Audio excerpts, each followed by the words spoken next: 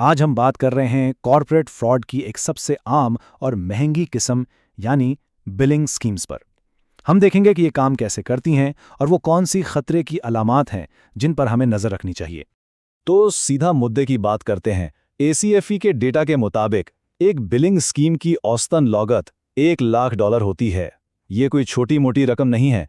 ये वो नुकसान है जो बज़ाहिर मासूम नजर आने वाली इनवॉइसेस के पीछे छुपा हो सकता है। अच्छा, तो ये बिलिंग स्कीम आखिर है क्या? बहुत सादा अल्फाज में एक ऐसा तरीका है जिससे कोई मुलाजिम अपनी ही कंपनी को धोखा देता है। वो कंपनी से ऐसी चीज़ के लिए अदायगी करवाता है जो कंपनी को कभी मिली ही नहीं, या फिर उसकी कीमत बहुत ज़्यादा वसूल की जाती है। ये असल में सिस्टम के अंदर मौजूद भरोसे को तोड़ना है। इस तज्ज़िये में हम इन मौज़ूआत पर बात करेंगे। हम मसले की संगीनी से शुरू करेंगे, फिर फ्रॉड की सबसे आम स्कीमों की गहराई में जाएंगे और आखिर में हम ये समझेंगे कि इन तमाम निशानियों को जोड़कर एक तफ्तीशकार की तरह कैसे सोचा जा सकता है। तो चलें सबसे पहले हिस्से से शुरू करते हैं, मसले की संगीनी। ये समझना बहुत ज़रूरी है कि ये कोई छोटा मोटा या कभी कभार होने वाला वाकया नहीं है, बल्कि एक बहुत बड़ा और फैला हुआ खतरा है। ज़रा इस पैमाने को समझें। Association of certified fraud examiners यानी ACFE के मुताबिक असासों के गलत इस्तेमाल के जितने भी केसेस होते हैं, उनमें से तकरीबन 24% यानी 1/4 बिलिंग स्कीम्स पर मुश्तमिल होते हैं। ये एक बहुत बड़ी तादाद है जो इस फ्रॉड की संगीनी को जाहिर करती है। अब आते हैं सबसे आम किस्म की बिलिंग स्कीम पर, शेल कंपनी स्कीम। अक्सर धोखाधड़ी की शुरुआत यहीं से होती है। ये अमल हैरानकुन हद तक सीधा साधा है। धोखेबाज सिर्फ कागजों पर एक कंपनी बनाता है, उसे एक असली वेंडर के तौर पर कंपनी के सिस्टम में डालता है, फिर जाली इनवॉइसेस भेजना शुरू कर देता है और आखिर में कंपनी की तरफ से जारी की गई अदायगी सीधा अपनी जेब में डाल लेता है। तो फिर उसे पकड़ा कैसे जाए? पहली निशानियां तो खुद वेंडर के प्रोफाइल में मिल सकती हैं। क्या वेंडर का कोई असली दफ्तर भी है या सिर्फ एक पोस्ट ऑफिस बॉक्स? क्या उसका पता किसी मुलाजिम के पते से मिलता जुलता तो नहीं? और हाँ, शेल कंपनियां अक्सर सिर्फ सर्विसेज के बिल भेजती हैं, क्योंकि सामान होता ही नहीं तो उसकी अदम मौजूदगी को छुपाना आसान होता है। अगली निशानियां खुद इनवॉइस पर मिलती हैं। क्या ये देखने में गैर पेशा वराना लग रही है, जैसे किसी ने जल्दी में एक्सेल पर बना दी हो? क्या इनवॉइस नंबर एक तरतीब में है, जैसे 101, 102, 103? और एक बहुत बड़ी निशानी, क्या रकम हमेशा एक खास हद से थोड़ी कम होती है जिस पर इजाफी मंजूरी की जरूरत पड़ती हो? ये एक हकीकी मिसाल है कि एक छोटी सी तफसील भी कितनी अहम हो सकती है। एक क्लर्क ने सिर्फ ये देखा कि वेंडर का पता उसके बॉस के पते जैसा है और इसी एक बात से $2.5 लाख का फ्रॉड पकड़ा गया। कभी कभी सबसे बड़ा फ्रॉड एक छोटी सी तफसील से ही बेनकाब होता है।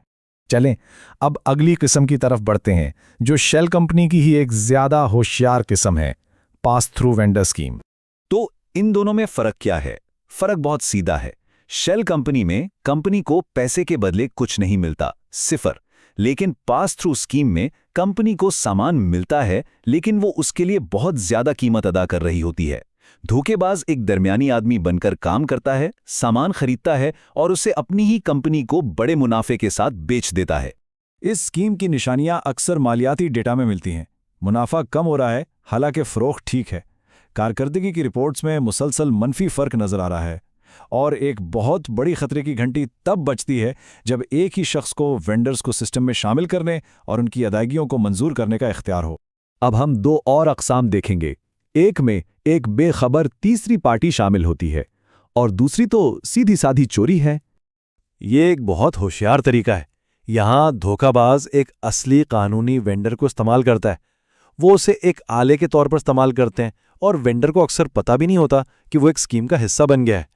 तरीकाकार यह है, धोखाबाज जानबूझकर किसी वेंडर को ज्यादा अदायगी कर देता है। जब वो ईमानदार वेंडर इजाफी रकम वापस करता है तो धोखाबाज इस रिफंड चेक को बीच में ही रोक लेता है और उसे अपने लिए कैश करवा लेता है, यानी कंपनी अपनी ही रकम से महरूम हो जाती है। और फिर आती है बिलिंग फ्रॉड की सबसे बेबाक किस्म, जाती खरीदारी। ये उतना ही सादा है जितना लगता है। कंपनी के क्रेडिट कार्ड या अकाउंट को जाती शॉपिंग के लिए इस्तेमाल करना। ये स्कीमें कितनी ढीठाई से की जा सकती हैं, इसका अंदाज़ा जनरल अकाउंटिंग ऑफिस के एक ऑडिट से लगाएं। उन्होंने पाया कि गलत इस्तेमाल शुदा फंड्स कोठों से लेकर विक्टोरिया सीक्रेट तक हर चीज़ के लिए इस्तेमाल किए गए। ये जाहिर करता है कि जब कंट्रोल कमज़ोर होते हैं तो कोई हद नहीं रहती। यहाँ किन चीज़ों पर नज़र रखनी है? ज़ाहिर है, कॉर्पोरेट क्रेडिट कार्ड के स्टेटमेंट पर अजीब व गरीब चार्जेस, कारोबार के लिए गैर मुतल्लिका चीज़ों की खरीदारी और ख़ास तौर पर सामान का कंपनी के बजाय किसी मुलाजिम के घर भेजा जाना। तो हमने मुख्तलिफ स्कीमें और उनकी निशानियां तो देख लीं, लेकिन असल काम इन सबको जोड़ना है।